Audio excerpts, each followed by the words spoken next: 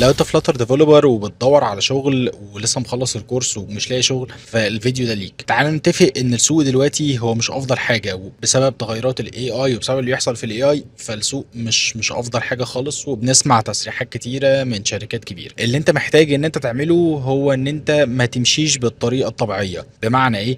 بمعنى ان انت خلصت الكورس، فانت اكتشفت ان انت لسه عندك معلومات منقوصه، واكتشفت ان لسه في حاجات انت ما تعرفهاش، فانت رحت قاعد عمال تذاكر، فقررت تعمل ايه؟ فقررت تروح تاخد كورس تاني وتدخل وتخرج من كورس لكورس.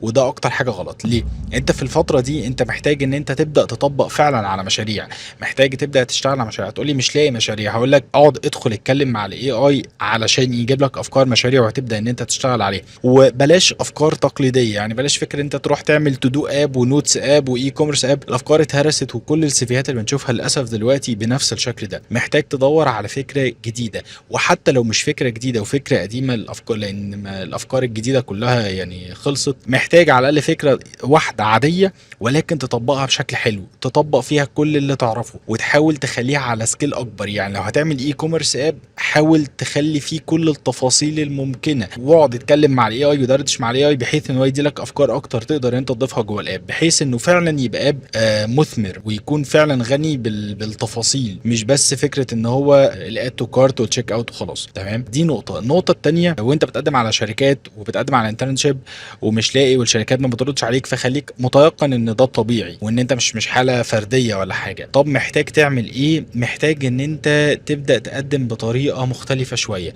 فكره ان انت تكون بتبعت السي في بتاعك والسي في بتاعك ما بيوصلش، فده الطبيعي وبيحصل معانا كلنا. ولكن انت محتاج تبدا تشوف الشركات اللي انت عايز فيها حد وتدخل تكلم الناس اللي شغاله جواها، تكلم اكتر من حد، تكلم الاتش ار، تكلم الناس السينيورز اللي جوه التيم ليدز وهكذا، بحيث ان ده في حد ذاته هيوسع فرصتك ويكبر فرصتك ان انت تتقبل في الشركه دي. النقطه الثالثه، حاول تهتم بلينكد ان بتاعك، تكون بتنزل عليه بوستس، تكون بتنزل عليه الاتشيفمنتس اللي انت حققتها والانجازات اللي حققتها والبروجكتس اللي انت بتعملها. ولو بتذاكر حاجه فتحاول تشارك المعلومات بتاعتك اول باول. صدقني حاجه زي دي هتفرق معاك قوي. وكبر الكونكشنز بتاعتك، يعني حاول كل يوم كده 10 دقائق ربع ساعه تكون بتعمل دايما كونكشنز للناس اللي حواليك في المجال واللي ليهم علاقه بمجالك بشكل عام. صدقني والله العظيم هتلاقي نفسك بعد فتره بسيطه ان شاء الله حد بيكلمك سواء على فريلانس بروجكت او شركه.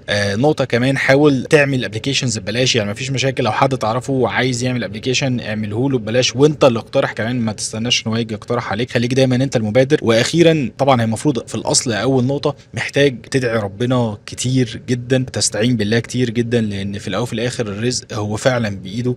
مهما عملت كل الاسباب دي وهو مش مقدر لك، فمش يعني مش هتنولها. ولو ربنا مقدر لك وما عملش اي حاجه من دول، رزقك هيجي لك يعني. فدي اهم النقط بصراحه من اللي الواحد بيشوفه بيتعامل مع الشباب يوميا في الكورسات وفي الشغل. فدي شايفها اهم النقط يعني محتاجها. بس كده، سلام عليكم.